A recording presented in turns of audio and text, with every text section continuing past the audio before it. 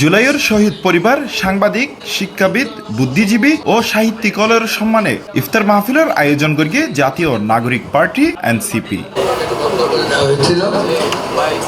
মার্চের ২৮ তারিখ জিসি মোড়র একান রেস্টুরেন্টত এই ইফতার মাহফিল অনুষ্ঠিত হয়।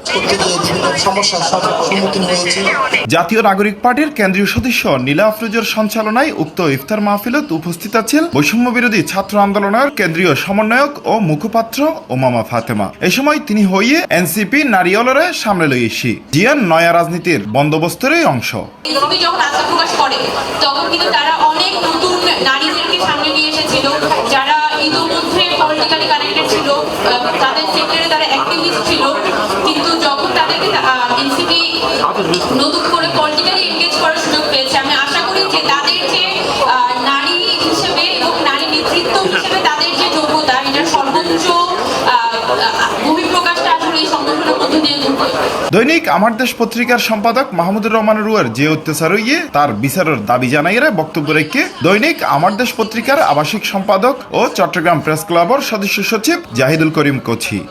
আমি ওনাকে সবাইকে আমন্ত্রণ জানাচ্ছি, আপনারা যে সময় আসবেন আমাদেরকে অন্তত ৩-৪ দিন আগে জানিয়ে দেবেন, আমরা আপনাদের জন্য একটা জাতীয় নাগরিক পার্টি দক্ষিণ অঞ্চলের যুগ্ম মুখ্য সংগঠক জুবাইরুল হাসান আরিফে হইয়ে দেশের মানুষ বাংলাদেশের রাজনীতিরে ভুলভাবে বুঝাফারা গরিবর চেষ্টা করল তা হনমতেই মানি নলইম। রাষ্ট্র সংস্কারালয় আবার প্রাণ দিতে হইলে আবার রাস্তাত নামিয়ে এসুম, তবুও সংস্কার আনিয়ে সাইগুম। আপনারা বাংলাদেশের জুলাই গণ অভ্যুত্থানে আমাদের সাথে ছিলেন। জুলাই গণ অভ্যুত্থানে কোনো পলিটিক্যাল পার্টির ব্যানারে বাংলাদেশের ছাত্র জনতা একীভূত হয় নাই।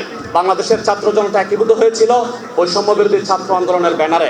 ফলে এই বৈষম্য বিরোধী ছাত্র আন্দোলনের যে ব্যানার, তাদের যে সংস্কার কর্মসূচি, বাংলাদেশের ছাত্র জনতার যে সংস্কার কর্মসূচি, বাংলাদেশের আপামর জনসাধারণের যে চাওয়া, আমাদের গ্রাফিতিগুলো যে চাওয়ার কথা বলে, আমাদের শহীদ ফ্যামিলি যে চাওয়ার কথা বলে, আমাদের আহত ফ্যামিলি যে চাওয়ার কথা বলে, ওই চাওয়া যদি আমরা ঠিকঠাক মতো পূরণ করতে না পারি, বাংলাদেশের গণ অভ্যুত্থানটাকে, জুলাই গণ অভ্যুত্থানটাকে আমরা বিপ্লবে রূপান্তরিত করব। এই অনুষ্ঠানত বক্তব্য রেখে জুলাইত শহীদ হওয়া উমরের মা তিনি হইয়ে আর পর হত্যার বিচার এখনো নয়, আর সন্তানালর বিচার নগরণ পর্যন্ত আর নির্বাচন মুছায়। আমি যেটা পার্সোনালি বলতে চাই, আগে দেশ সংস্কার হোক, তারপর নির্বাচন। আমাদের ছেলেদের এখনো কোনো বিচার হয়নি। আমাদের ছেলেদের আমি আর হাজারো শহীদের ছেলের পক্ষ থেকে আমি আমার ছেলের জন্য, সবার জন্য বিচারের দাবি জানাচ্ছি। এই সময় আরো বক্তব্য রেখে জাতীয় নাগরিক পার্টি দক্ষিণ অঞ্চলের যুগ্ম মুখ্য সংগঠক ইমন সৈয়দ, চট্টগ্রাম জাতীয় নাগরিক পার্টির সংগঠক মোহাম্মদ এরফানুল হক, মোহাম্মদ রাফসান জানি, রিয়াজ প্রমুখ।